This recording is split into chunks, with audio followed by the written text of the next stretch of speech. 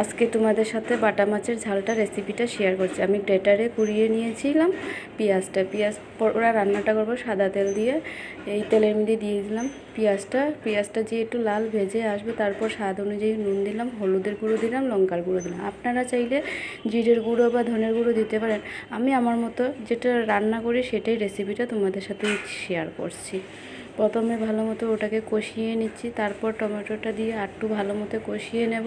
কাঁচা ভাবটা যেই চলে যাবে তারপর আমি দিয়ে দিব তার মধ্যে জলটা অ্যাড করার পর যখনই ফুটে চলে আসবে তারপর মাছটা দিয়ে দেব।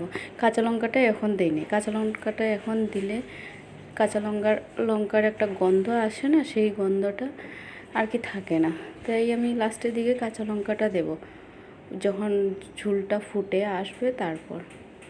আর তার সাথে তোমাদের দাদাভাইয়ের জন্য একটু চিকেন কষা বানিয়ে নিচ্ছি, কেন উনি যেহেতু মাছ খান না, তার জন্য চিকেন আছে বলে চিকেন বানিয়ে নিচ্ছি, চিকেন কষা। নাই তো চিকেন না থাকলে ডিম বানাই, ডিম হয় ডিমের কারি, নেই তো ভাজি, এই সমস্ত করতে হয়।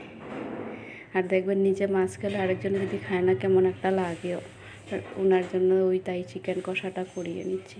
আর এক এক করে মাছটা দিয়েই দিলাম, দিয়ে যখন এই ঝোলটা ফুটে আসছে তারপর আমি দিয়ে দেবো 3-4টে কাঁচা লঙ্কা। একটু ঝাল না হলে দেখবে ভালো লাগে না।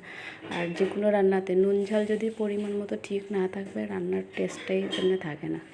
আমি দিয়ে দিলাম ধনিয়া পাতা, নামানোর আগে ধনিয়া পাতাটা দিয়েই দিচ্ছি।